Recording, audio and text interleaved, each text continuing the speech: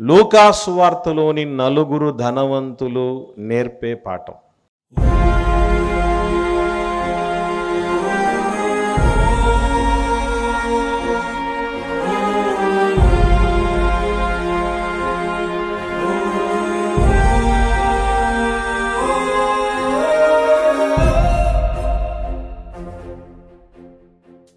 మొదటగా తండ్రి అయిన దేవునికి క్రీస్తు ద్వారా కృతజ్ఞతాస్తుతి స్తోత్రములు నేను చెల్లిస్తూ మీకందరికీ కూడా ప్రభువైన యేసు క్రీస్తు నామములో శుభములు వందనములు తెలియజేస్తూ ఉన్నాను. ప్రియులారా, ఈ దినం మనందరికీ మేలుకొలుపుగా ఉండే ఒక పాఠాన్ని నేర్చుకునే ప్రయత్నం చేద్దాం. ఎట్టి మాటల చేతనైతే మనము తండ్రికి చేరువవుతామో, ఎట్టి మాటల చేతనైతే ఈ లోకపు మాయలకు దూరమై మేలుకొంటామో, అట్టి మాటలను దేవుని కృపతో పరిశుద్ధాత్మని నడిపింపుతో వినటానికి సిద్ధపడదాం. లూకా సువార్తలో కొన్ని ప్రత్యేకమైనటువంటి సందర్భాలు మిగిలినటువంటి సువార్త పత్రికలలో లేనటువంటి విషయాలు ప్రత్యేకంగా లూకా సువార్తలో కనబడతాయి. ముఖ్యంగా ఈ సువార్త పత్రికలో నలుగురు ధనవంతులు మనకు కనబడతారు. ఈరోజు మన పాఠంలో ఇదే ప్రాముఖ్యంగా నేర్చుకుంటాం. లూకా సువార్తలోని నలుగురు ధనవంతులు నేర్పే పాఠం. ధనం గురించి మనకు కొన్ని ముందు విషయాలు తెలియాలి. దేవుడు పరిశుద్ధ గ్రంథంలో అడగక ముందే అన్నీ ఇచ్చాడు మనకి. దేనిని మనం నోరు తెరిచి అడగక మునిపే మన మనసంతా ఎరిగి మనకు కావలసినవన్నీ ఇచ్చినటువంటి గొప్ప అద్వితీయ ప్రేమికుడు మన దేవుడు. అలా అన్నీ ఇచ్చిన దేవుడు ఒక దాన్ని నాకు కావాలి, ఇస్తావా బిడ్డ అని అడుగుతున్నాడు. అదేంటంటే సామెతల గ్రంథం 23వ అధ్యాయము 26వ వచనాన్ని చూద్దాం ప్రియులారా. సామెతల గ్రంథం 23వ అధ్యాయము 26వ వచనం. నా కుమారుడా, నీ హృదయము నాకిమ్ము అన్నాడు. నీ హృదయం నాకివ్వు, నా మాటలు. తర్వాత ఏమన్నాడు? నా మార్గములు నీ కన్నులకు ఇంపుగా ఉండనిమ్ము అని మాట్లాడుతున్నాడు. నీ హృదయం నాకు ఇవ్వు అన్నాడు. పోనీ అది అడిగాడంటే అదేమైనా చాలా ప్రత్యేకమైందా, చాలా విలువైందా, చాలా గొప్పదా, శ్రేష్టమైందా అంటే ఇచ్చేటప్పుడేమో మంచిదే, దేవుడు ఇచ్చినప్పుడు చాలా మంచిది. నీ హృదయములో నుండి జీవధారలు బయలుదేరును. కాబట్టి అన్నిటికంటే ముఖ్యముగా నీ హృదయాన్ని కాపాడుకో అంటాడు దేవుడు. శాశ్వత కాల జ్ఞానమును దేవుడు మన హృదయమందు ఉంచి ఉన్నాడు అంటాడు దేవుడు హృదయం గురించి. అలాంటి హృదయాన్ని దేవుడిచ్చిన స్వాతంత్ర్యముతో దాన్ని దుర్వినియోగపరుచుకుంటూ ఘోరమైన వ్యాధి కలిగిన దానిగా తయారు చేసుకున్నాం. అలా తయారు చేసుకున్నటువంటి దానిని తిరిగి బాగు చేయటానికి, మన మార్గములలో మనము బాగుగా నడవడానికి, కుడి ఎడమలకు తొలగిపోకుండా పరమునకు పోవు జీవ మార్గమున, మేలు కలుగు మార్గమున, పురాతన మార్గమున నడవడానికి దేవుడు మన హృదయాన్ని తనకి ఇమ్మని చెప్తున్నాడు. ఎందుకంటే ఈ ప్రపంచంలో హృదయం అద్దం లాంటిది, పగిలితే అతికించలేము అంటుంది ప్రపంచం. దేవుడు ఏమంటాడంటే పగిలినా పర్వాలేదు, నేను పదిలంగా తయారు చేస్తాను అంటాడు. అట్టి హృదయంలోనికి ఈరోజు మనం దేన్ని తెచ్చుకున్నాము అని హృదయ పరిశీలకుడిగా ఉన్న యేసు ప్రభు చెప్పిన మాట మన అందరికీ తెలుసు. నీ ధనం ఎక్కడుండునో నీ హృదయం అక్కడ ఉండును అని. అంటే దేవుడు మన హృదయాన్ని తనకిమ్మని అడుగుతూ ఉంటే మన హృదయంలో నిండా దేన్ని నింపుకున్నామంటే పైసలను నింపుకున్నాం. జోబు నిండాలని ఎందుకు అనుకుంటాం తెలుసా? ముందు అది హృదయం అంతా నిండుంది గనక.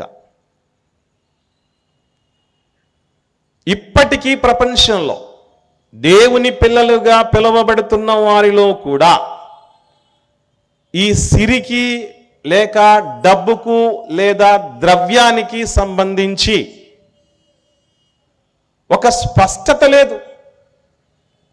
లేదు గనుకనే దేవుడి దగ్గరికి వచ్చేటప్పుడు కూడా ఏం కోరొస్తాం మనం? అప్పులున్నాయి దేవా, అప్పులు తీర్చి అప్పిచ్చేంత స్థితికి ఎదిగించవా? ఎందుకంటే పాత నిబంధనలో కొన్ని మాటలు, కొన్ని వాగ్దానాలు దేవుడికి సంబంధించినవి ఉన్నాయి. అక్కడ ఏమంటాడు దేవుడు?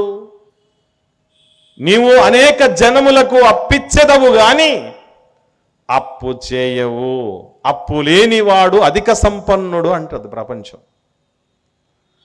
డబ్బు గురించి ఏదైతే ఆలోచిస్తుందో ప్రపంచం, అదే ఆలోచన దేవుని పిల్లలలో కూడా ఉంది. లోకము నుండి వేరైనటువంటి దేవుని పిల్లలలో కూడా ఇదే ఆలోచన, ఇదే ఆవేదన, ఇదే స్ట్రాటజీ ఫాలో అయిపోతున్నారు.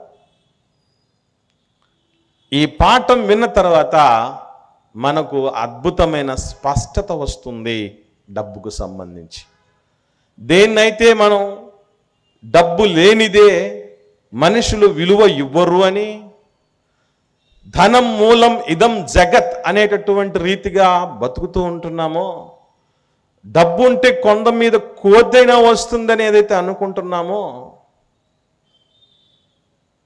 చక్రవర్తికైనా వీధి బిచ్చగత్తెకైనా బంధువు అన్నటువంటి రీతిగా గొప్పగా అనుకుంటున్నామో, ఆ సిరి తాలూకు వాస్తవాలను బయటికి తీసే శస్త్రచికిత్సే ఈరోజు పాఠం. చూద్దాం, మొదటి ధనవంతుడి దగ్గరకు వద్దాం. లూకాసు వార్త 12వ అధ్యాయం 16వ వచనం నుండి చూద్దాం. లూకాసు వార్త 12వ అధ్యాయం 16వ వచనం నుండి చూద్దాం ప్రియులారా. మరియు ఆయన వారితో ఈ ఉపమానం చెప్పాను. ఒక ధనవంతుని భూమి సమృద్ధిగా పండెను. అప్పుడతడు, నా పంట సమకూర్చుకొనుటకు నాకు స్థలము చాలదు గనక నేనేమి చేతునని తనలో తాను ఆలోచించుకొని, నేనిలాగు చేతును, నా కొట్లు విప్పి వాటికంటే గొప్ప వాటిని కట్టించి అందులో నా ధాన్యమంతటిని, నా ఆస్తిని సమకూర్చుకొని, నా ప్రాణముతో, ప్రాణమా, అనేక సంవత్సరములకు విస్తారమైన ఆస్తి నీకు సమకూర్చబడి ఉన్నది, సుఖించుము, తినుము, త్రాగము, సంతోషించుమని చెప్పుకొందును అనుకొనెను. అయితే దేవుడు, వెర్రివాడా, ఈ రాత్రి నీ ప్రాణమును అడుగుచున్నారు, నీవు సిద్ధపరచినవి ఎవని వగునని అతనితో చెప్పెను. దేవుని ఎడల ధనవంతుడు కాక తన కొరకే సమకూర్చుకుని వాడు అలాగుననే ఉండునని చెప్పెను. ఈ ధనవంతుడికి ప్రత్యేకంగా పేరేంటో దేవుడు చెప్పలేదు, కానీ ఈ వ్రాయబడినటువంటి వాటిని బట్టి ఒక పేరు పెట్టచ్చు. అదేంటంటే గుడ్ స్టోరర్, అంటే మంచిగా సమకూర్చుకునేవాడు, సమకూర్చుకునే ధనవంతుడు అని. ప్రపంచంలో ఎక్కువగా ఈ కోవకు చెందిన ధనవంతులు కనబడతారు. ధనం కూర్చుకోవాలన్న ఆలోచన మనిషికి మొదలైతే ఆ దాహం ఎప్పటికీ తీరదు, గుర్తుంచుకోండి. ఎందుకనంటే అసలే ధనవంతుడు అది వరకటి సంవత్సరములో పండిన పంటతోనే కొట్లు నిండిపోయాయి. ఈ సంవత్సరం పండిన పంటకు ఉన్న కొట్లు ఎక్కడా సరిపోయే పరిస్థితి లేదు. కొట్లు విప్పి కొత్త కొట్లు కట్టాలి. అప్పటికి ఆయనకి ఏమైనా వెక్కసం అనిపించిందా? చాలెద్దు అనిపించిందా చెప్పండి? ఇప్పటికే చాలా ఉంది కదా, ఇంకెందుకులే అనిపించదు. మిగతా ఆహార పదార్థాలు తిన్నప్పటికీ బిర్యానీ తిన్నప్పటికీ దప్పికలో తేడా ఉంటుంది, తెలుసు కదా మీకు. బాగా బిర్యానీ లాగించారనుకోండి, మాటి మాటికి నీళ్లు తాగాలనిపిస్తుంది. అప్పటికైనా దానికైనా కొంచెం లిమిట్ ఉంటుంది. కొంచెం సమయానికి ఒక రోజు వరకు దాని తాలూకు ఎఫెక్ట్ ఉండొచ్చు, మళ్ళీ మామూలు అయిపోవచ్చు. కానీ డబ్బుకు దాహం మొదలైందంటే ఏమైపోతుందంటే ఎంత దాకైనా వెళ్ళని బండి అన్నట్టుగా ఉంటుంది సంగతి. కూర్చుకునే పరిస్థితిలో ఉన్నాడు ఇక్కడ. ఒక్కసారంటే ఒక్కసారి కూడా ఎంతోమంది పంటలేశారే, వారందరికీ నాలా పండలేదు.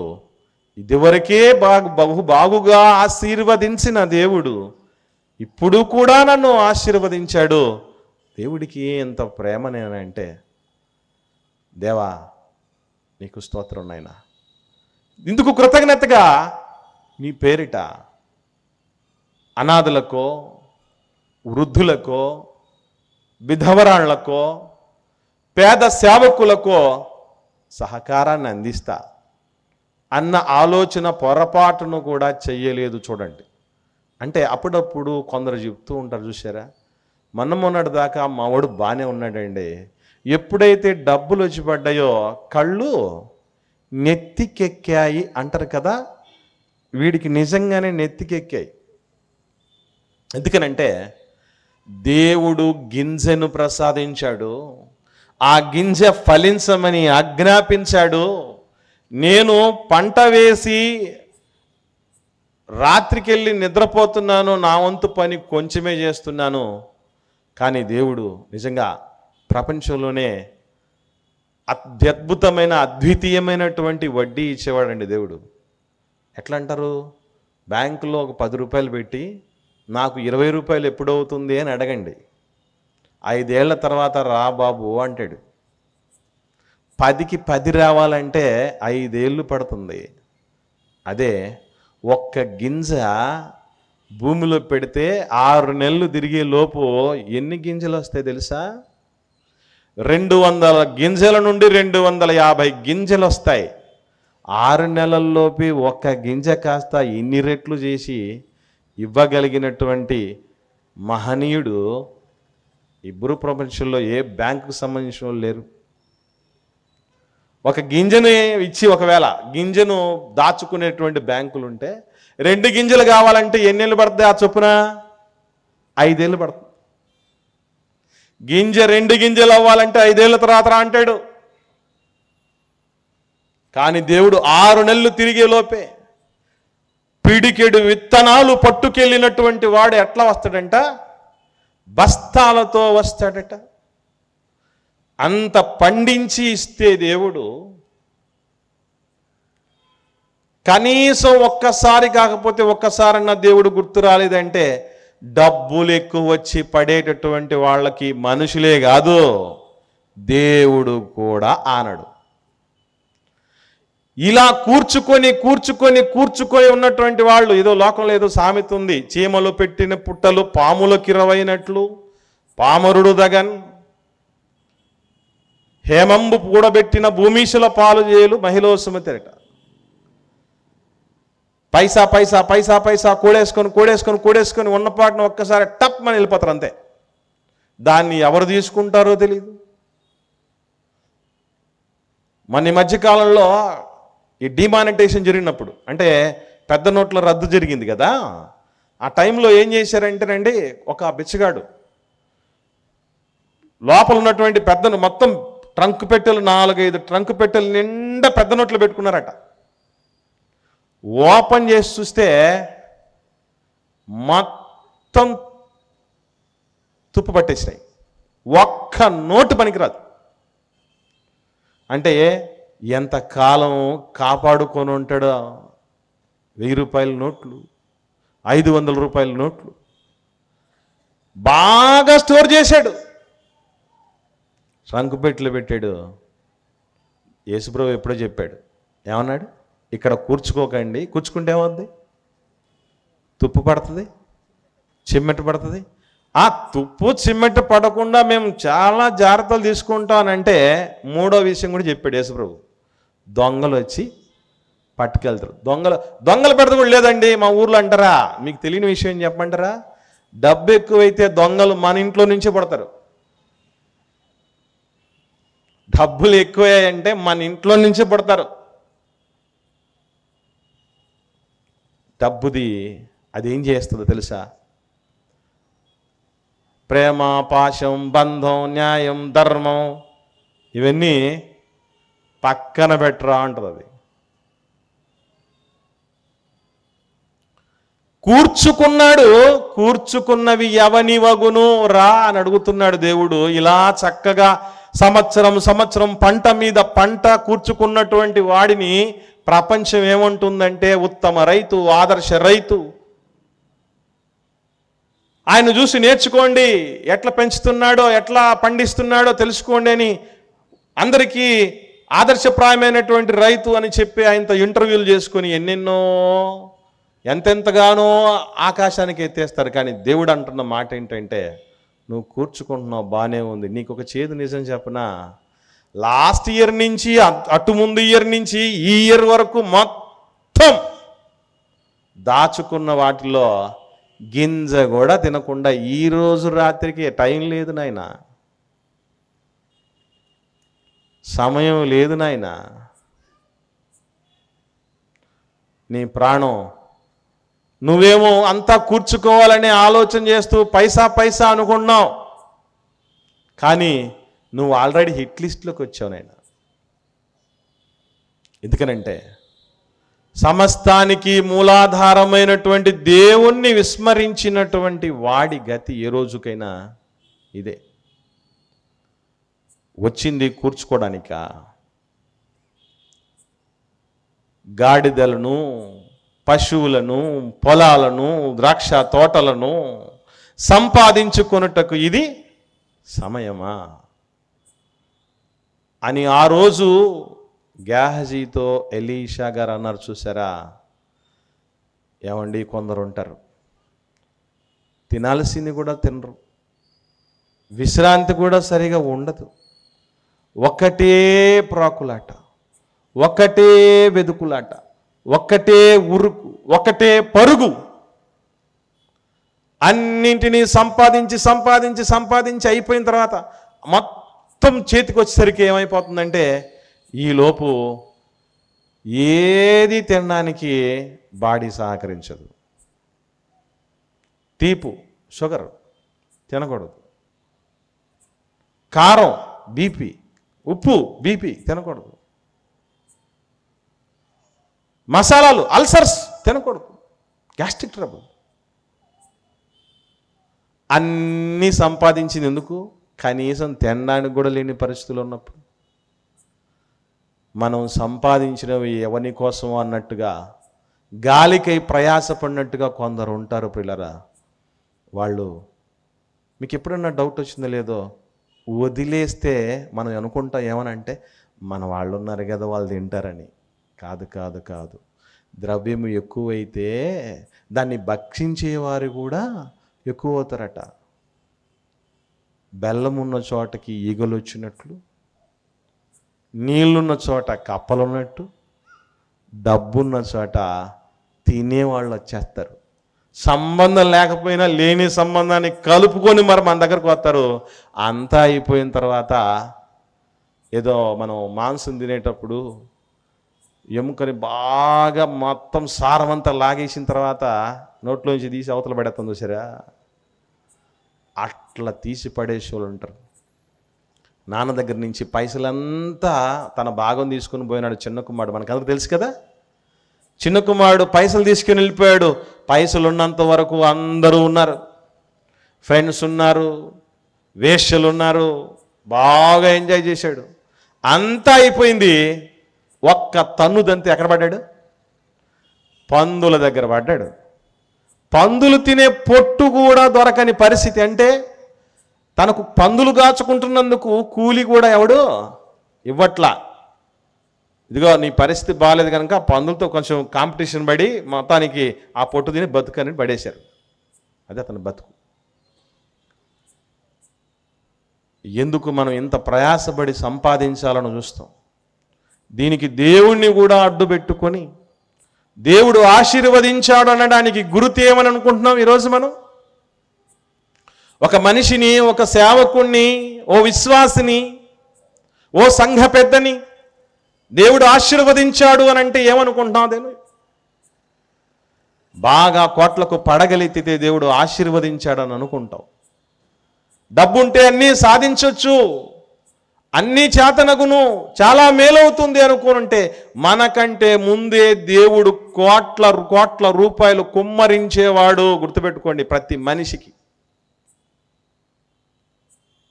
మరలా ఆయన నీటి మూటల్లాంటి వాగ్దానాలు చేసేవాడు కాదు ఆయన. ఈ ధనవంతుడు కథ ఆ విధంగా మారిపోయింది. ఆఖరికి ఏమైపోయింది అంటే అంతా కూర్చుకున్నోడు కూడా నా ప్రాణమా, నా ప్రాణమా, నా ప్రాణమా అని చెప్పుకొని నీకు సమకూర్చబడిందని అసలు తన ప్రాణం దేవుడి వశమని తెలియని మూర్ఖుడు. నేను ఇంకా బతికే ఉంటాను, గింజలుంటే బతుకుతామని ఎవరు చెప్పాడు నీకు? కొట్ల నిండా గింజలుంటే బతుకుతాం అనుకుంటున్నారు మీరు? బ్యాంకు నుండి బ్యాలెన్స్లు ఉంటే బతుకుతాం అనుకుంటున్నావా? ఉద్యోగం ఉంటే బతుకుతామను, బలగం ఉంటే బతుకుతామను, ఆరోగ్యం ఉంటే బతుకుతామని అనుకుంటున్నాం. కాదు, దేవుడు ఆయుష్ను ఇచ్చి నిలిపి ఆయన కృప చూపిస్తే, దయపాలిస్తే బతుకుపోండ్రా అని భిక్షగా పడేస్తే బతుకుతాం తప్ప గింజలు ఉన్నాయి కనుక బతికేస్తా అనుకుంటాడే. అందుకే అన్నాడు దేవుడు ఏమని? వెర్రుడా, ఈరోజు శుభదినం. రానున్న దినాలు, సంవత్సరాలన్నీ very very very good years అనుకుంటున్నావు నువ్వు. కాదు నాయనా, ఈరోజు రాత్రిలోపు నీకు బ్యాడ్ టైం స్టార్ట్ అయింది. నువ్వు చివరి అంకానికి వచ్చేసావు. సంవత్సరాలు ఉన్నాయి, నువ్వు ఉండవు. కొట్ల నిండా గింజలున్నాయి, నువ్వు ఉండవు. ఎవరు అవుతాయి అవి? ఇలా ప్రాకులాడి సమకూర్చుకుంటున్న వాళ్ళకి దేవుడు అడుగుతున్న ప్రశ్న ఏమన్నా తెలుసా? నీవు కూర్చున్నవి ఎవనివగును? మనం ఏమనుకుంటాం? మా భార్య దగ్గును, నా పిల్లల దగ్గును. అది కూడా తెలీదా దేవుడా అనుకుంటాం మనం. ఇది మొదటివాడు. రెండోవాడి దగ్గరికి వద్దాం. 16వ అధ్యాయం లూకాసు వార్త 19వ వచనం చూద్దాం. ధనవంతుడు ఒకడుండెను. అతడు ఊదారంగు బట్టలు, సన్నపునార వస్త్రములు ధరించుకుని ప్రతిదినము బహుగా సుఖపడుచుండువాడు. కాస్త ఆగుదాం మనం. ఏమండి, కూర్చొని తింటూ ఉంటే కొండలైనా కరిగిపోతాయి అంటారు కదా పెద్దలు. రోజు బహుగా సుఖపడుతూ ఉన్నా ఇంకా ధనవంతుడుగానే ఉన్నాడంటే ఎంత కూర్చుంటాడంటారు? ఆలోచించారు ఎప్పుడైనా? రోజు బహుగా సుఖపడుతూ ఉన్నా ఆయన ఎంత సంపాదించుండొచ్చు అంటే అప్పుడప్పుడు చెప్తూ ఉంటారు, రే తరతరాలు కూర్చొని తిన్న తరగనంత ఆస్తి కొచ్చేసామని చెప్తూ ఉంటారే. ఆ కోవలోకి ఉన్నాడు ఈయన. బాగా ఖర్చు చేసే ధనవంతుడు, బహుగా సుఖపడే ధనవంతుడు. ఇంత ధనం ఉన్నటువంటి పరిస్థితుల్లో ఏ రోజు కూడా ఒక మనిషి సుఖముగా జీవిస్తూ ఉన్నప్పుడు ఇది దేవుని దయయే, దేవుని వరమే అని అనుకో అంటాడు ప్రసంగి గ్రంథంలో దేవుడు. కానీ ఏ రోజు దేవా ఇంత సుఖంతో నేను ఉన్నానంటే నాకంటే యోగ్యులైనటువంటి వాళ్ళు, శ్రేష్ఠులైనటువంటి వాళ్ళు, ఆత్మపూర్ణులైనటువంటి వారు, భక్తులైనటువంటి వారు, వీరులు, శూరులు, అందచందాలు ఉన్నవారు, ఆస్తిపాస్తులు ఉన్నటువంటి వాళ్ళు ఈరోజు సజీవులుగా లేరు. సజీవులుగా ఉన్న నాలాంటి ధనముతో తులతూగుట లేదు, నాలా సుఖముగా ఉండటం లేదు నాయన, ఇది నీవిచ్చిన భాగ్యమే కదా అని ఆయన కృపను బట్టి ఆయన్ని స్తుతించిన వాడు కాలేదు. రెండవదిగా తన ఇంటి వాకిట పడి ఉన్నటువంటి ఒక లాజరును పోషించలేని స్థితిలో ఉన్నాడా ఆయన? లాజరు లాంటి వాళ్ళని 1,00,000 మందిని పోషించేంత గొప్ప స్థానంలో దేవుడు పెట్టాడు. కొందరు ఉంటారు వాళ్ళకున్న దానిలో ఎంతైనా చేయొచ్చు సేవ, కానీ భయంకరమైన పిసినారులు. వాళ్ళని దేవుడు అన్న మాట ఏంటి తెలుసా? లోభి అని. వీళ్ళు అన్నం తింటున్నప్పుడు కాకు వచ్చిందనుకోండి, ఏం చేయరట? ఎంగిలి చేత్తో కాకిల్ని కూడా తోలరట. ఎందుకు? ఆ ఎంగిలి చేతికి అతుక్కొని ఉన్న మెతుకులు పడతాయి కదా, అది కూడా పడకూడదని. ఈ ధనవంతుడు పరిస్థితిని ఏమైపోయాయి తెలుసా? మనం తెలుసుకోవాల్సినటువంటి సత్యం ఒకటి ఉంది. అదేంటంటే లాజరు చచ్చిపోయాడు పేదోడు కాబట్టి, ఏం లేనోడు కాబట్టి అని అనుకుంటారేమో. లాజరు చనిపోయాడు, ధనవంతుడు కూడా చనిపోయి ఒక్కసారి చచ్చిపోయేంత వరకు ఎంత బాగున్నదే పరిస్థితి. బతుకున్నప్పుడు అంత్యక్రియలు చేసేటప్పుడు ధనవంతుడికి ఎట్లా చేసి ఉంటారు? మీకు తెలియని విషయం ఒకటి, చాలామంది చనిపోయిన తర్వాత గాల్లోకి తారాజువలు కాలుస్తారు కదా, ఏమంటే రాకెట్లు వేస్తారు చూసారా పైకి, అది ఎందుకు వేస్తారు తెలుసా? చిత్రం, ఏదో పెళ్ళికి వేస్తే పర్లా, స్వతంత్ర దేశంలో సావు కూడా పెళ్ళిలాంటిదేనట. అట తారాజువులు ఎందుకు వేస్తారు తెలుసా? దాన్ని ఒకసారి గమనించుకోండి. కనీసం పెళ్ళిళ్ళు పెద్దగా అబ్జర్వ్ చేయలేకపోయినా ఈ చావులలో ఉన్నది అబ్జర్వ్ చేయండి. అది చాలా స్పీడ్గా సర్రన పైకి వెళ్ళిపోతుంది. మళ్ళీ ఏమైపోతుంది? లోపల మందు ఉంటుంది చూసారా, ఆ మందు అయిపోయిన తర్వాత వట్టి పుల్లలాగా ఓ చిన్న కర్ర ముక్కలాగా అనామకంగా అలా బేలగా వచ్చి కింద పడిపోద్ది. అంటే ఆ తారాజువు కూడా ఏం చెప్తుందంటే, హలో ఇక్కడ పోయాడే మనోడు, వీడు కూడా ఆ మందు ఉన్నంత వరకు, ఆ ఊపిరి ఉన్నంత వరకు, ఆ ప్రాణం ఉన్నంత వరకు, ఆ జీవం ఉన్నంత వరకు, ఆ ఆత్మ ఉన్నంత వరకు సర్రన ఎవ్వడికి దొరకనంత ఎత్తుకలా వెళ్ళిపోయాడు. ప్రాణం పోయింది, విగత జీవిగా కింద పడిపోతున్నాడు అని ఆ తారాజువు కూడా చెప్తుంది. ఏమండి, నువ్వెందుకు వచ్చావో తెలుసా కొడక ఇక్కడికి, నీకు ఒక సత్యం చెప్పాలి అని అబ్రహాం గారు చెప్తూ ఏమన్నాడు? కుమారుడా, నీవు నీ జీవితకాలమందు నీకిష్టం వచ్చినట్టు సుఖం అనుభవించావు, డబ్బులు ఉన్నోళ్ళకి గర్వం అనేది ఉంటుంది అని చెప్తాడు దేవుడు.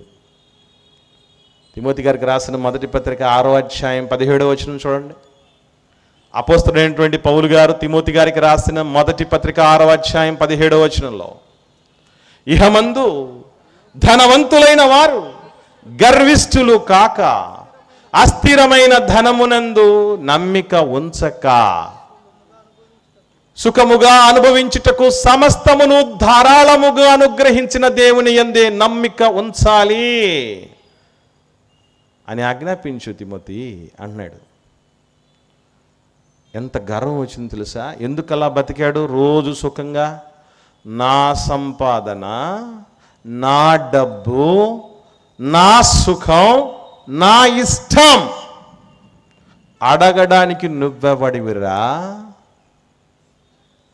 కోర్టులో కేసు వేసినా కూడా ఏమండి వాడు రోజు బహుగా సుఖపడుతున్నాడండి, ఒకటి కేసు వేసాడు అనుకున్నాం, గెలుస్తాడాడు కేసు వేసినాడు, ఒరే వీడిని ముందు ఎరగట్టుకు ఏంట్రా అంటాడు, హైదరాబాద్లో మెంటల్ హాస్పిటల్కి ఏంటి అంటాడు. ఎందుకనంటే వాడి డబ్బు, వాడి కష్టం, వాడి కష్టార్జితం, వాడి సుఖం, వాడిష్టం, చేతనైతే నువ్వు కూడా సంపాదించుకో, నువ్వు కూడా సుఖపడు అంటుంది తప్ప ధర్మాసనం కూడా. కానీ పరమ న్యాయాధిపతి దగ్గరకు వచ్చినప్పుడు తీర్పులు వేరే ఉంటాయి ప్రియులారా. అదే ఎక్స్పెక్ట్ చేయలేకపోయాడు. అన్ఎక్స్పెక్టెడ్ ప్లేస్కి వచ్చిన తర్వాత, పరిస్థితులు తలకిందులైన తర్వాత రోజు బహుగా సుఖపడేవాడు ఏ రోజు చుక్క నీళ్లకు నోచుకోలేని స్థితికి వెళ్ళిపోయాడు. అట్లా ఎందుకు పోయావంటే నువ్వు నీ ఇష్టం, నీ సొంత ఇష్టం తెచ్చే ముప్పు అలాంటిది. యేసుప్రభు మహనీయుడు, దేవునికి ప్రియకుమారుడు, దేవుడితో సముడైనటువంటి వాడు, దేవుడితో పాటు సృష్టిని చేసినటువంటి సృష్టికర్త. ఆయన అన్న మాట మనకు తెలుసు, నా ఇష్టము నెరవేర్చుకొనుటకు నేను రాలేదు అని. అంతటి ఆయనే ఆయన ఇష్టాన్ని ప్రక్కన పెట్టి, అయినను నా ఇష్టము కాదు నీ ఇష్టమే సిద్ధించునుగాక అని చెప్పినటువంటి మహనీయుడు ఉన్నటువంటి పరిస్థితుల్లో మనం ఎలా ఉన్నాం? ఎప్పుడైనా ఎదురు సమాధానం చెప్పేటప్పుడు మనం తప్పు చేశామని మనకు తెలిసిన, కింద పడ్డ మనదే పై చెయ్యి అనిపించుకోవటానికి మనం వాడేటటువంటి పదం ఏంటో చెప్పమంటారా? నా ఇష్టం. ఎవడు నువ్వు అడగడానికి? నిజమే, మేమెవరు అడగడానికి? అడిగే ఆయన వస్తాడు, కడిగే ఆయన వస్తాడు, జవాబు చెప్పటానికి ఏముండవు. ఏమన్నా ఎందుకు నన్ను ఇక్కడికి తీసుకొచ్చావు అని అడిగాడు ధనవంతుడు. నేను ఈ అగ్నిజ్వాలల్లోకి రావడానికి నేను చేసిన తప్పేంటి చెప్పు అనడా? ఇది సినిమాల్లో కనబడుతుంది, సినిమాల్లో కనబడుతుంది. సినిమా అంటే మనిషిని తిరగేసేది సినిమా. అందుకే హీరో బక్క చిక్కుంటాడు, కండలు తిరిగిన దేహం ఉన్నోళ్ళు 20 మంది పక్కన ఉన్నా కూడా ఒక్క దెబ్బ అట్లా అనగానే చుట్టుపడిపోతారు దొంగలు. అది సినిమా. నిజంలోనికి రండి. బాగా సుఖపడిన వాడు పరిస్థితి చూస్తే ఒకవైపు దేవుని గురించి పట్టించుకున్న దాఖలాలు లేవు. గర్వంతో నిండుకున్నటువంటి వాడు ఇంటి వాకిట పడి ఉన్నప్పుడు కనీసం ఒక పేదోడైన ఆ స్థితిలో ఉన్నటువంటి లాజర్ను చూసి అయ్యో అనుకొని ఏదో ఒకటన్నా సాయం చేస్తారుగా. అన్నీ ఉన్నవాడు, అసలు తన్ను మనిషిగా నిలబెట్టగలిగినటువంటి స్థితిలో ఉన్నటువంటి వాడు, ఆ స్థితిలో ఉండాల్సిన ధనవంతుడు ఏమైపోయాడంటే ఏ మాత్రం లాజరును పట్టించుకోలేదు. కళ్ళ ముందు ఉన్నటువంటి ఆయన్నే పట్టించుకోకపోతే ఎక్కడో దూరంగా ఉన్నటువంటి దేవుణ్ణి పట్టించుకునే స్థితి ఉంటుందా? ఈరోజు కూడా మనం బాగా సుఖపడాలంటే పైసలు ఉండాలి. సుఖభోగముల యందు ప్రవర్తిస్తే బతికి ఉండి చచ్చిన వారు అంటాడు దేవుడు. ఎందుకనంటే ఈ సుఖం ఏముంది ప్రియులారా? గట్టిగా 2 ప్లేట్లు బిర్యానీ తినలేము. కాస్త ఎక్కువ తింటే మనుషులుగా ఉండలేము. అన్ని సమస్యలే. 2 రాత్రులు సరిగా నిద్రపోలేని పరిస్థితిలో ఉన్నా అనుకోండి, చాలా ఇబ్బంది. ఇదేం సుఖం అసలు ఇక్కడ ఉండే జీవితం? అసలు సుఖాన్ని వదిలి కొసర్లు వెంటబడుతున్నాం చూసారా? అది కడు బాధాకరమైన విషయం. మనం ఇంకా ఆత్మీయంగా ఎదగలేదు అని చెప్పటానికి అదొక ఉదాహరణ ప్రియులారా. ఇది 2వ ధనవంతుడు. 3వ ధనవంతుని చూద్దాం. 18వ అధ్యాయం 18వ వచనం నుండి చూద్దాం. లూకా సువార్త 18వ అధ్యాయం 18వ వచనం నుండి. ఒక అధికారి యేసు ప్రభువును చూచి, సద్బోధకుడా, నిత్య జీవమునకు వారసుడొకటకు నేనేమి చేయవలని ఆయన అడిగను. అందుకు యేసు, నేను సత్పురుషుడిని ఎలా చెప్పుచున్నావు? దేవుడు ఒక్కడే తప్ప ఎవడునూ సత్పురుషుడు కాడు. వ్యభిచరించవద్దు, నరహత్య చేయవద్దు, దొంగిలవద్దు, అబద్ధ సాక్ష్యం పలకవద్దు, నీ తల్లిదండ్రులను సన్మానించుము, ఆజ్ఞలను ఎరుగుదువు కదా అని అతనితో చెప్పెను. అందుకు అతడు, బాల్యము నుండి వీటన్నిటినీ అనుసరించుతూనే ఉన్నాను అనెను. యేసు విని, నీకింకనూ ఒకటి కొదువుగా ఉన్నది. నీకు కలిగినవన్నీ అమ్మి బీదలకిమ్ము, అప్పుడు పరలోకమందు నీకు ధనము కలుగును. నీవు వచ్చి నన్ను వెంబడింపుమని అతనితో చెప్పెను. అతడు మిక్కిలి ధనవంతుడు గనుక. ఈ మాటలు విని మిక్కిలి వ్యసన పడగా. రెండో ధనవంతుడు పరిస్థితి ఏంటంటే రాత్రికి రాత్రి అయిపోయింది, క్లోజ్, చాప్టర్ క్లోజ్ అయిపోయింది. మొదటి ధనవంతుడు అయిపోయాడు, రెండో ధనవంతుడు కూడా చనిపోయి బహుగా బాధలు పడుతూ యాతన పడుతూ ఉన్నాడట. మూడోవాడు కూడా వచ్చి యేసుప్రభు దగ్గరికి మంచి ప్రశ్న అడిగాడు. వీళ్ళిద్దరూ యేసుప్రభు దగ్గరికి రాలే, ముందున్నోళ్ళు. మూడోవాడు వచ్చాడు, పరిగెత్తుకుంటూ వచ్చాడు. సద్బోధకుడు అన్నాడు, నిత్య జీవానికి వారసుడు అవ్వాలంటే ఏం చేయాలని నిత్య జీవమునై ఉన్నటువంటి యేసుప్రభుని అడిగాడు. పునరుత్థానమును జీవమును నేనే అన్నటువంటి ఆయన దగ్గర సరైనటువంటి ప్రశ్న అడిగాడు. యేసుప్రభు ఏమన్నాడంటే ఒక షాకింగ్ విషయం చెప్పాడు ఇందులో. ఏమన్నా తెలుసా? నీకు ఒకటి కొదువా అన్నాడు. అసలు డబ్బులు ఉంటే కొదువా, ఉండకపోతే కొదువా? ఏమండి, ఉంటే కొదువా, ఉండకపోతే కొదువు? మనకి లేకపోతే కదా కొదువు అంటాం. కానీ యేసుప్రభు నీకు ఉంది కాబట్టి కొదువు అన్నాడు. నిజంగా యేసుప్రభు చెప్పిన ఈ ఆజ్ఞలన్నీ పాటించిన వాడని అంటారా? నిన్ను వల్ల నీ పొరుగువాడిని ప్రేమించు అన్నటువంటి దాన్ని నిజంగా పాటిస్తే మిక్కిలి ధనం అతని దగ్గర ఎట్లుంటుందండి? దైవ చట్టంలో ఉన్నవాడి దగ్గర నుంచి లేనివాడి దగ్గరికి డబ్బు ప్రవహించాలి, అప్పుడు సమానమైపోతారు. ఎక్కువ తక్కువ అన్నటువంటి భేదాలు లేకుండా ఉండిపోతారు, సమసమాజ స్థాపన జరుగుతుంది. కానీ మిక్కిలి ధనవంతుడుగా ఉన్నాడు. ఆ టైంలో నిజంగా నీకు నిత్య జీవం కావాలంటే నీకున్నదంతా అమ్మేసి నా దగ్గరకు వచ్చి వెంబడించు అంటే యేసుప్రభుని రిజెక్ట్ చేశాడు. నిత్య జీవాన్ని కాదనుకున్నాడు. దేన్ని బట్టి అంటే నిజంగా మనం మన దృష్టిలో నిత్య జీవం అని దేన్ని అనుకుంటాం తెలుసా? మిక్కిలి డబ్బులుంటే దాన్ని మించిన నిత్య జీవం ఏముంది మనకి? జేబులు ఫుల్లుగా ఉంటే గుండెలు తేలిగ్గా ఉంటాయట, తెలుసా? జేబులు ఫుల్లుగా ఉంటే గుండెలు తేలిగ్గా ఉంటుంది, మనసంతా తేలిగ్గా ఉంటుందంట. జేబులన్నీ ఖాళీ ఉంటే మనసంతా భారంగా ఉంటుందట. అంటే డబ్బే అన్నిటికీ మూలం, ధనమే మూలం అని డబ్బును అమ్మమంటావా? డబ్బును అంతా అమ్మేసి ఉన్నదంతా అమ్మేసి పేదలకిచ్చి నేను పేదోడిని అయిపోయి నీ దగ్గరకు వచ్చి నిన్ను వెంబడించమంటావా? నీ దగ్గరికి వస్తే ఏం జరుగుతుందో మాకు తెలీదా? తిండి కూడా పర్ఫెక్ట్గా దొరకదు ప్రభువా, మాకు తెలుసు అని మిక్కిలి వ్యసన పడ్డాడంటే ఏమండి, అంత డబ్బున్నోడికి అంత వ్యసనం ఏంటి, అంత బాధ ఏంటి? ఆఖరికి మిగిలేది అదే. మనకు తెలియక దేవుడి దగ్గరికి వచ్చి దేవా దేవా మమ్మల్ని సృష్టించయ్యా, మమ్మల్ని కరుణించయ్యా, మమ్మల్ని దృష్టించునాయనా, దయ చూపించయ్యా అని ప్రార్థన చేసి ఆ ఉన్నదాన్ని పోగొట్టుకోవాలనుకుంటాం. కానీ డబ్బు ఎక్కువ వచ్చి పడితే ఏమవుద్దు అని చెప్పాడు తెలుసా దేవుడు. ఇంతకుముందు మనం వాక్యపట్నం చదివాం. ప్రసంగి గ్రంథానికి వద్దాం, 5వ అధ్యాయం 10, 11, 12 వచనాలు చూద్దాం. ప్రసంగి గ్రంథము 5వ అధ్యాయం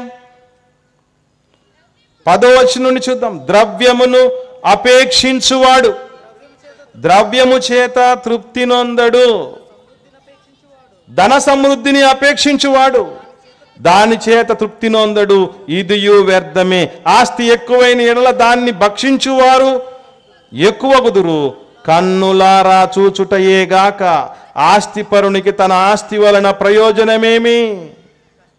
కష్టజీవులు కొద్దిగా తినినా ఎక్కువగా తినినను సుఖ నిద్రనందుదురు, అయితే ఐశ్వర్యవంతులకు ధన సమృద్ధి చేత నిద్ర పట్టదు. చాలామంది చెప్తూ ఉంటారు, బా నువ్వెంత భాగ్యవంతుడు అయ్యా అని. ముఖ్యంగా నాతో చాలామంది చెప్తూ ఉంటారు. ఎందుకంటే 1, 2, 3 అని లెక్కబెట్టే లోపు నిద్ర వచ్చింది అనుకోండి ఎవరికైనా, వాళ్ళు గొప్ప భాగ్యవంతులట. అట్లాగని ఇక్కడ నిద్రపోయారు. దేవుడు వాక్యం వినడానికి వచ్చినప్పుడు నిద్రపోయారు. ఎందుకంటే ఇది ఒక ధనజీవం. అంటే ఒకసారి చర్చిలో మొత్తం ఆదమర్చి నిద్రపోతుంది ఒక సిస్టరు. ఏమ్మా ఇక్కడికి వచ్చి కూడా నిద్రపోతున్నాం అంటే దేవుని ఆవరణములో, దేవుని మందిరంలో ఒక దినము గడుపుట 1000 దినముల కంటే శ్రేష్టం అని చెప్పబడింది కదా. గడపమన్నాడు కానీ మేలుకోమని చెప్పలేదుగా దేవుడు. ఏంటి ఆ పాస్టర్, నీకు ఆ విషయం కూడా తెలీదా? ఎట్లా ఎవడు నీకు పాస్టర్ సర్టిఫికేట్ ఇచ్చాడు? అంటే డబ్బు ఎక్కువ ఈ ప్రభువా అని అంటే ఏమని కోరుకున్నట్టు తెలుసా?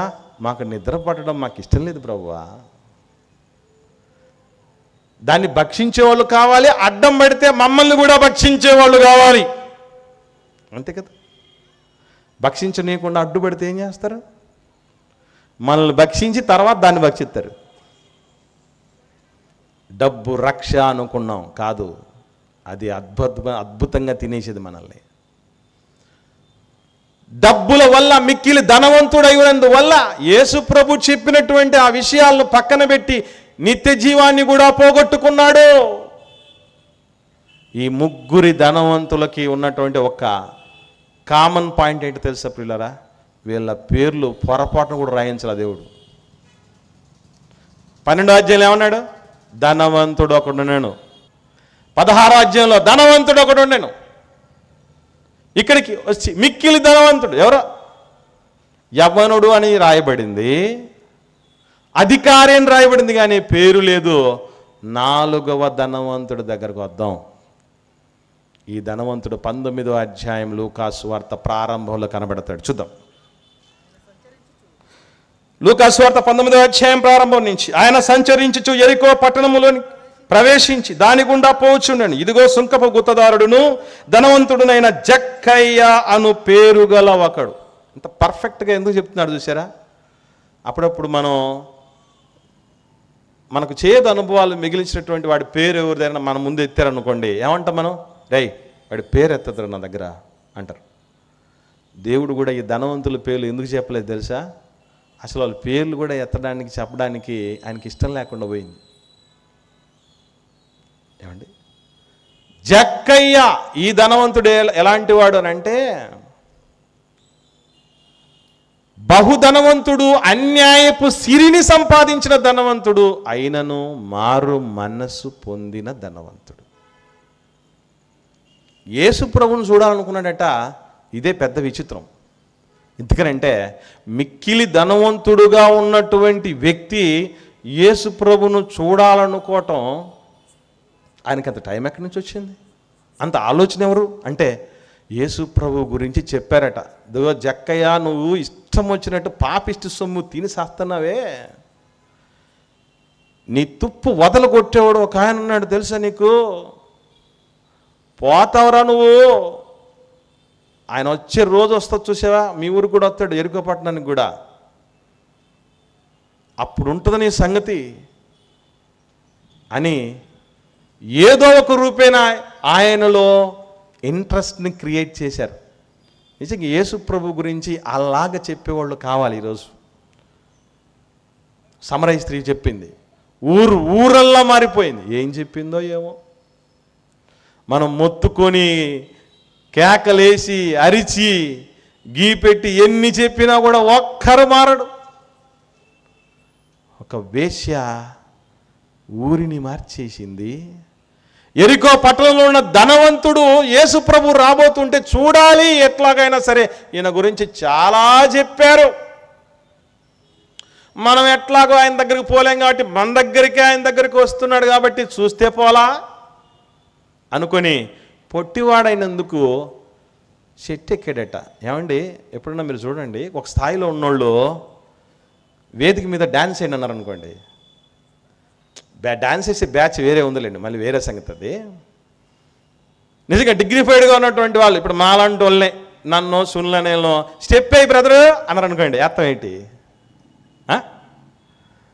వేస్తావా? అంటే డిగ్నిఫైడ్గా ఉండేవాళ్ళు. అట్లాంటిది అంత డబ్బులు ఉన్నాడు చిన్నపిల్లల చెట్టు ఎక్కడేంటి? ఓకే, ఎక్కాడే అనుకుందాం. ఎక్కిన తర్వాత అందరికి కనబడేటట్టు ఉంటాడా, దాక్కొని ఉంటాడా? ఎందుకనంటే ఇదేంట్రా బాబు, ఇంత డబ్బున్నోడు చెట్టెక్కి ఇది యేసుప్రభుని చూడటం ఏంటి? ఆశ్చర్యపోతారు, అనుమానం వ్యక్తం చేస్తారు కదా. దాక్కున్నాడు.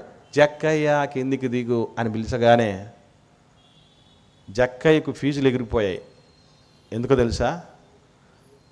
నేనెట్లా తెలుసు ఈయనకి? చెట్టెక్కినట్టు కరెక్ట్గా జక్కయ్య చెట్టెక్కిన దగ్గర ఆగాడు యేసుప్రభు. ఆయన కాలు ఆగినా, కదం ముందుకు సాగినా, నోరు మెదిపినా, మౌనంగా ఉన్న ప్రభంజనమే.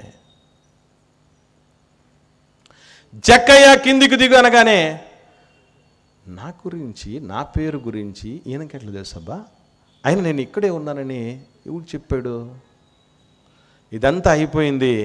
నేడు నీ ఎంట ఉండాలి అని అన్నాడు కదా యేసుప్రభు. అనగానే నిజంగా డబ్బు పిచ్చి ఉన్నోడైంటే, అయ్యా నువ్వు ముందే ఒకడివి కాదు, నీతో పాటు 12 మంది, వాళ్ళతో పాటు ఇంకొంతమంది, పెద్ద బ్యాచ్ వస్తుంది నీ దానితో పాటు,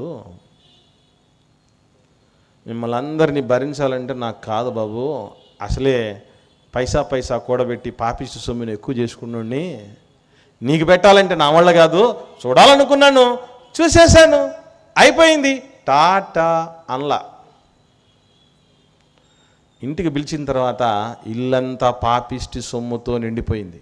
ఆ ఇంట్లో యేసు ప్రభు అడుగు పెట్టాడు. పెట్టగానే ఒక విషయం అర్థమైపోయింది. ఏమన్నా తెలుసా? సమాజం అంతా కూడా పాపిష్టోడు, డబ్బు పిచ్చోడు, వీడు అంటరానిలాంటోడు అని నన్ను మనిషిగా కూడా చూడకుండా ఉంటే, నేను పిలవకుండానే నా ఇంటికి వచ్చే ఈ పావనుడు ఎంత గొప్పవాడు. ఇటువంటి విలువైన వ్యక్తితో నేనుంటే చాలు. పాట పాడారు కదా ఈ మధ్యకాలంలో చాలామంది, నీ ఉంటే నాకు చాలు యేసయ్యా అని. కరెక్ట్గా జక్కయ్యకు సూట్ అయ్యే పాట అది.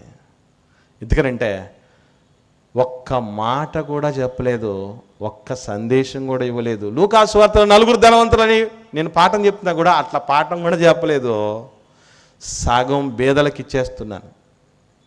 ఎందుకనంటే నాస్తి కంటే నువ్వే గొప్పడివి. పాటదేముందండి? ఆకాశమందు నీవు తప్ప నాకెవరున్నారయ్యా అంటాం. ఇక్కడికి వచ్చి ఒక్కసారి దీన్ని వదిలిపెట్టి పోయామనుకోండి, అసలు నువ్వు అంటూ ఒకడు ఉన్నావయ్యా అన్నట్టుకు బతుకుతాం. అంతా సందర్భానుసారమైనటువంటి భక్తి గలవాళ్ళం మనం. ఒకసారి మనిషిని చూసి ఊసరి వెళ్ళి ఉరివేసుకున్నాడు తెలుసా మీకు? రంగులు మార్చే మనిషిని చూసి.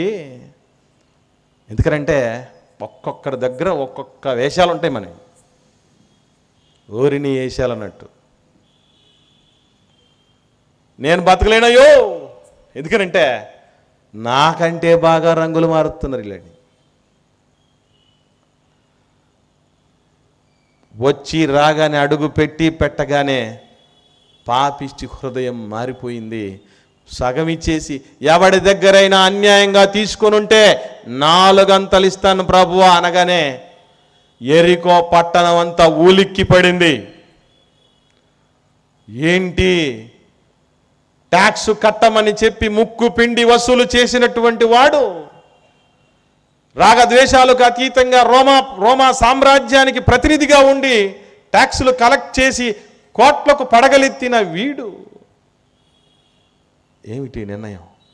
నీ ఆస్తినంతా అమ్మి బీదలకిచ్చి నన్ను వెంబడించు అని యేసు ప్రభు నోరు విప్పి చెబితే కూడా వాడు వ్యసనపడి వెళ్ళిపోయాడు. సమృద్ధిగా పంట పండిన కృతజ్ఞత దేవుడి పట్ల లేకుండా ఉన్నాడు. ఎవరినీ ఆలోచన చేయలేదు బీదల గురించి. మొదటోడు ఇంటి వాకిట పడి ఉన్నటువంటి పేద లాజరును పట్టించుకోలేదు. సుఖముగా అనుభవించడానికి సమస్తమును ధారాళంగా అనుగ్రహించిన దేవుణ్ణి పట్టించుకోలేదు. లాజరు సందర్భంలోని ధనవంతుడు ఈయనేంటండి బాబు? అందుకే బ్రతికితే జక్కయ్య లాంటి ధనవంతులుగా బతకాలి. అసలు ధనం ఏంటంటే, యేసుప్రభు చాలామంది అంటారు ఏమనంటే, చచ్చిపోయే ముందు 4 సంపాదించుకోవాలరా, ఎందుకనంటే పాడి మోయడానికి. కానీ జక్కయ్యకి ఏమర్థమైంది తెలుసా? నలుగురొద్దు. ఎందుకనంటే వాడు పాడి మోసి ఆఖరిగా ఇంత మట్టి పడేసి వస్తాడు. కానీ యేసుప్రభు కూడా వచ్చాడు ఆ రోజు. నాయను అన్న ఊరిలో పేద విధవరాలి ఒకే ఒక కుమారుడి దగ్గరికి వచ్చాడు. పాడెత్తుకొని పోతూ ఉన్నారు, గొల్లులో ఏడుస్తున్నారు, తల్లి విలవెల్లాడిపోతుంది. అక్కడికి వచ్చాడు యేసుప్రభు. మనలాంటి వాళ్ళు వస్తే ఏమైందమ్మా, ఎలా జరిగింది అని అడుగుతాం, అయ్యో అంటాం. ప్రభు అయితే ప్రాణం పోసి తిరిగి అమ్మకు అప్పగించిపోయాడు. అట్టోడు ఒక్కడు చాలు మన జీవితాలకి, ఒక్కడు చాలంటాడు. అందుకే చచ్చేలోపు నలుగురొద్దు.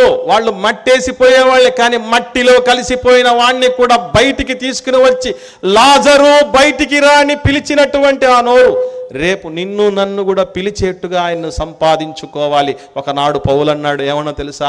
క్రీస్తును సంపాదించుకోవాలి ఎలాగైనా అని. ఎందుకనంటే యేసు ప్రభు ఎంత సమర్థుడో తెలుసాడు. ఒక మాట చూసుకొని ముగించుకుందాం. ఫిలిప్పీలకు రాసిన పత్రిక 3వ అధ్యాయం చివరి వచనం. ఫిలిప్పీలకు రాసిన పత్రిక 3వ అధ్యాయం చివరి వచనం. సమస్తమును తనకు లోపరచుకొన జాలిన శక్తిని బట్టి ఆయన మన దీన శరీరమును, మన శరీరం దీన శరీరం 40 ఏళ్ళు నిండితే రెడీగా అన్నీ కాచుకొని ఉంటాయి తెలుసా మీకు? షుగర్ కాసుకొని ఉంటుంది, బీపీ ఉంటుంది రెడీగా, అల్సర్లు రెడీగా ఉంటాయి. ఇంకా కొంచెం టైం బ్యాడ్ అయితే క్యాన్సర్లు వస్తాయి, అన్నీ చుట్టుముట్టుతాయి. దీన శరీరం. ఇట్లే ఒక 10 గంటలు కూర్చోండి అంటే ఏమైపోతాం మనం? దీన శరీరం, అలా కోలబడిపోతాం. అందుకే కూర్చున్న వాళ్ళని గమనిస్తూ ఉంటాం మేము. అసలు ఎన్ని భంగిమలు మారుతారు తెలుసా? ఏమండి, 2 చేతులు వెనకలేసుకుని కొంతమంది, కాళ్ళు 2 సేరేసుకుని కొంతమంది, ముందుకు పడి కొంతమంది, వెనక్కి పడిపోయి కొంతమంది, సైడుకు ఒక్కాలు ముందుకు పెట్టి ఒక్కాలు వెనక్కి పెట్టి, పద్మాసనంలో ఒకసారి, మోకాలు వేసి ఒకసారి, కాస్త లేసి ఒకసారి. దీన శరీరం అండి ఇది. మన దీన శరీరమును ఏం చేస్తాడట? తన మహిమ గల శరీరముగా మార్చగల సమర్థుడు. అందుకే ఆస్తి అంతా పోయినా పర్లేదు కానీ ఈయనను పోగొట్టుకోకూడదు అనుకున్నాడే. ఎంత తెలివివంతుడండి జక్కయ్య, ఎంత జ్ఞానవంతుడండి జక్కయ్య. సమయమును పోనీక ఈ దుష్టకాలాల్లో జీవితాన్ని సద్వినియోగం చేసుకున్నాడు, సమయాన్ని సద్వినియోగం చేసుకున్నాడు, జీవాధిపతిని సంపాదించుకున్నాడు ఆయన. అందుకే సగర్వంగా రాశాడు జక్కయ్య అని తన పేరుని. వాళ్ళందరూ అవకాశాన్ని, 3 ధనవంతులు, మిగిలిన వాళ్ళు దేవుడిచ్చిన అవకాశాన్ని పోగొట్టుకున్నాడు. ఇతడును అబ్రహాము కుమారుడే ఏలయనగా అబ్రహాముకు డబ్బు పిచ్చి లేదు, ఎంత డబ్బు ఇచ్చినా దేవుడి పిచ్చున్నోడే. జలగలం మనం. జలగకు రక్తదానం చేయటం తెలుసా మీకు? ఎక్కడ జలగలు రక్తదానం చేస్తాయా? చెయ్యవు. ఏం తెలుసంటే దానికి? ఇమ్ము ఇమ్ము అంటాడు జలగలు. దేవుడి దగ్గర మోకరించి ప్రార్థన చేసినప్పుడు ఏమంటాం మనం? ప్రతిసారి ఏమని అడుగుతాం మనం? ఇమ్ము ఇమ్ము. ఏమివ్వాలి? పొలమిమ్ము, డబ్బిమ్ము, ఇల్లిమ్ము, ఉద్యోగమిమ్ము, ప్రమోషన్ ఇమ్ము.